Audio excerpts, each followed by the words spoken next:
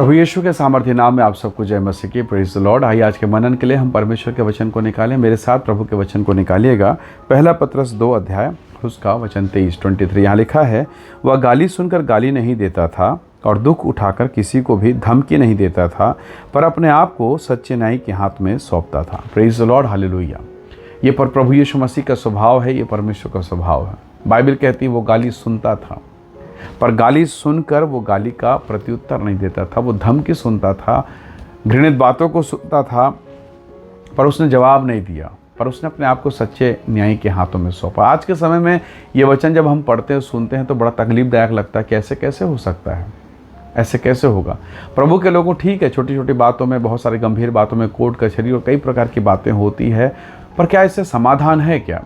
मैं ये नहीं कहता कि न्याय गलत है, क्या न्याय प्रणाली गलत नहीं, पर परमेश्वर एक ऐसे स्वभाव को बताता है। बाइबल कहती सच्चा न्याय। इस संसार के न्यायी शायद पैसे के हाथ में बिक जाए, या अमीर या गरीब या धनवान या कंगाल, उसके आधार पर आपका निर्णय हो, आपके पहुंच के आधार पर आपका निर्णय हो, पर बाइबल कहती है सच्चा न्याय जो परमेश्वर है उसके हाथों में सौंपना। कई बार आपने बहुतों के लिए भलाई किया होगा और फिर भी आपकी बुराई हुई। आपने कोशिश किया मैं सबके लिए अच्छा बन जाऊं, सबके लिए अच्छा करूं, मेरे जीवन से सबकी भलाई हो जाए, पर हुआ उल्टा। आपने बहुत कुछ अच्छा करने की कोशिश की पर सब बर्बाद हो गया। कई लोगों की आपने भलाई की पर वो भूल गए।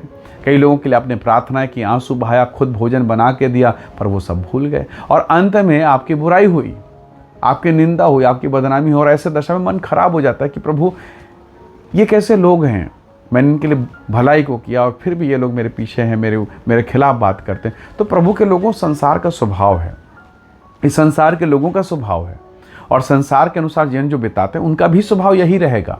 आप तो परमेश्वर के हैं, आपके भीतर में प्रभु का स्वभाव है। बाइबल कहती है उसका स्वभाव कैसा? वो गाली सुनकर गाली नहीं देता, वो अपशब्दों को सुनकर धमकी नहीं देता। ये प्रभु यीशु मसीह का स्वभाव है, और यही स्वभाव अगर आपके भीतर में है तो प्रभु का धन्यवाद कीजिए। कई बार आपके घर परिवार में, रिश्तेदार, मोहल्ले में कई प्रकार की स्थितियाँ निर्मित होती है, पर चूंकि आप में प्रभु का स्वभाव है, आप दुख उठाएंगे पर धमकी नहीं देंगे।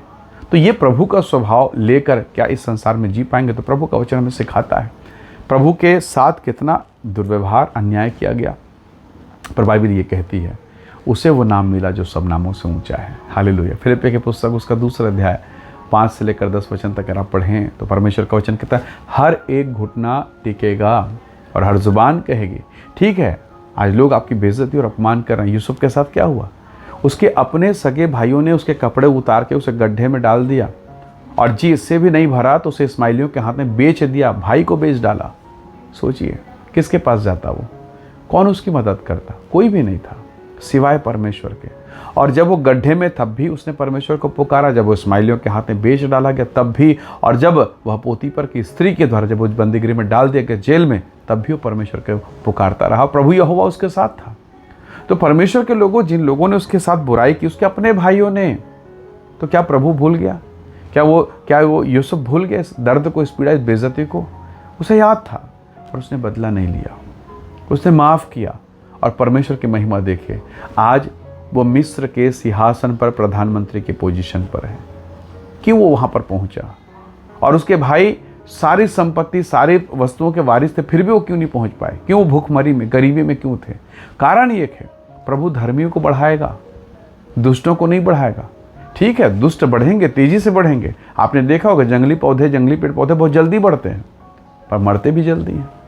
उनकी बढ़ोतरी, उनका फलना फूलना। तो आपको प्रभु ने अपने स्वभाव में रचा है, अपना स्वभाव मत खोइए। आपको प्रभु ने अपने लिए रखा है। खुशबूदार पेड़, खुशबूदार फूल अपने स्वभाव के अनुसार होता है। परमेश्वर के लोगों, आप में यीशु का स्वभाव है, और उस स्वभाव को मत खोइए।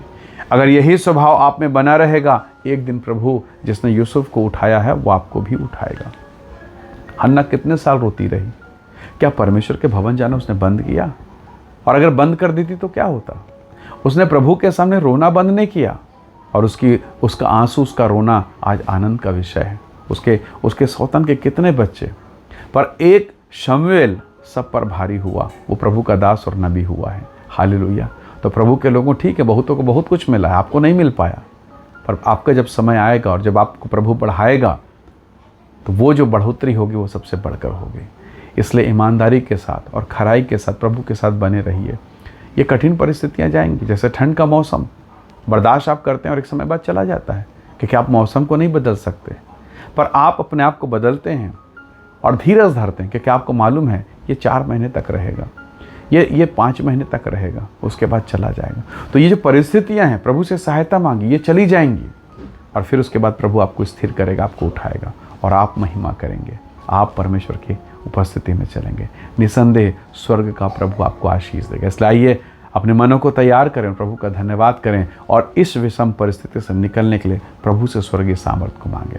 प्रेमी अनुग्रहकारी स्वर्गीय पिता, मेरे प्रिय भाई बहनों पर दया कर, अनुग्रह कर, अपने ग्रेस, अपनी दया, अपनी महिमा को प्रकट कर, इन्हें ब्लेस कर, इन्हें आशीष दे और इनके जीवन को अपनी भलाइयों से भर दीजिए। हर एक कठिन परिस्थितियाँ, बुरी दशाएं यीशु के नाम से दूर हो और इनके घर, इनके परिवार को, इनके घराने को आप आशीष दें, इन्हें ऊंचा उठाएं, महिमा से भरपूर करें। प्रभु आपके प्रेम और आपकी दया के धन्यवाद करते हैं। सब बातों महिमा देते हुए विनती प्रभु यीशु के सामर्थी नाम से मांगते हैं, आमीन आमीन।